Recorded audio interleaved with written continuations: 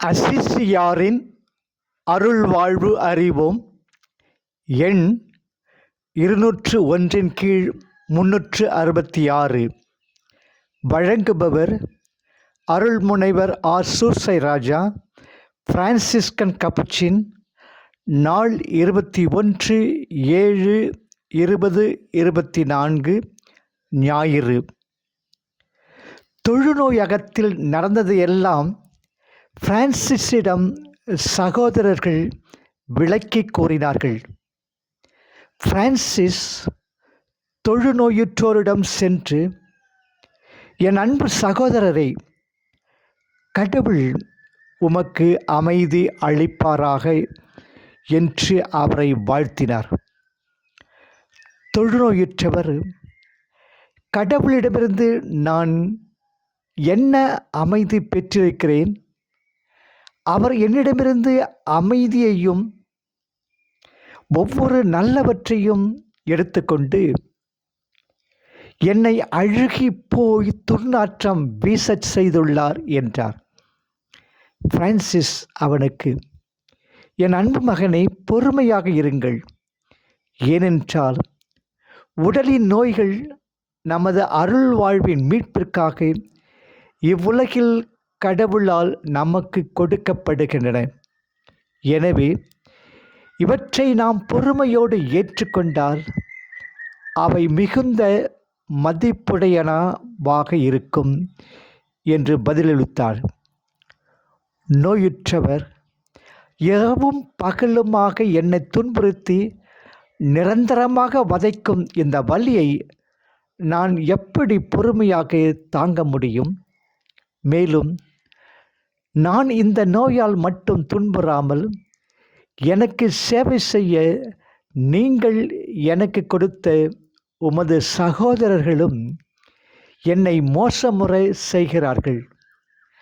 அவர்கள் எப்படி எனக்கு சேவை செய்ய வேண்டுமோ அப்படி எனக்கு சேவை செய்வதில்லை என்று பதில் அளித்தார். அவர் ஒரு தீய ஆவியால் பிடிக்கப்பட்டிருக்கிறார் என்று இறை வெளிப்பாட்டினால் அசிசியார் அறிந்து அவர் தன்னை ஜெபத்தில் ஈடுபடுத்தி அவருக்காக பக்தியுடன் கடவுளிடம் மன்றாடினார். அசிசியாரின் அர்த்தமிகும் அருள்வாழ்வு. அசிசியார் நோயுற்றவரிடம், என் அன்பு மகனை, நீ மற்றவரிடம் திருப்தி காணாததால் நானே உனக்கு பணிவிடை செய்ய விரும்புகிறேன் என்றார். இதற்கு அந்த நோயுற்றவர், அது எனக்கு நல்லதாக தெரிகிறது.